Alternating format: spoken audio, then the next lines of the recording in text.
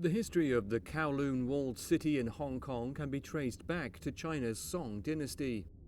In 960 AD, the original 6-acre plot of land began to be used as an outpost to regulate the salt trade.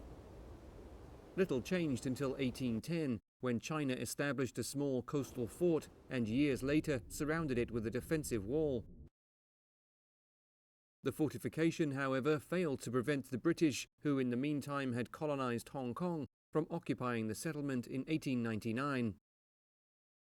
When Hong Kong came under Japanese occupation during the Second World War, the wall was raised and the stone was used to expand the nearby Kai Tak airport.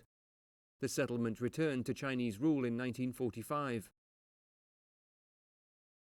By 1947, more than 2,000 refugees wishing to live under China's protection to avoid being kicked out of the country by the British flooded the city.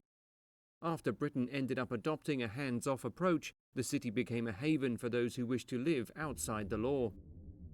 A construction boom occurred in the 60s, and the Kowloon Walled City quickly turned into the infamous sprawling, crowded, anarchic city that it is remembered for today, with a population that grew fivefold in just 40 years. The city was so densely populated that Hong Kong and New York today would feel empty in comparison. For the 50,000 people living there in the 1990s, there were only 8 standpipes providing drinking water. Living conditions were tough and squalid, with cramped and dirty spaces, patchy or non-existent electricity, and no garbage collection. It was usually dumped on the rooftop of the buildings.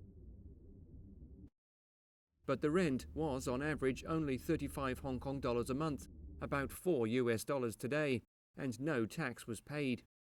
The city was especially attractive for doctors, and in particular dentists, who could practice without licenses, and manufacturers who could set up shop as they pleased. The Chinese mafia, known as Triads, could run drug dens, brothels and gambling houses, and visitors could find dog meat to eat, which was illegal in the rest of Hong Kong. Despite rampant crime and the absence of any law and regulation, the Kowloon City had schools, churches and businesses.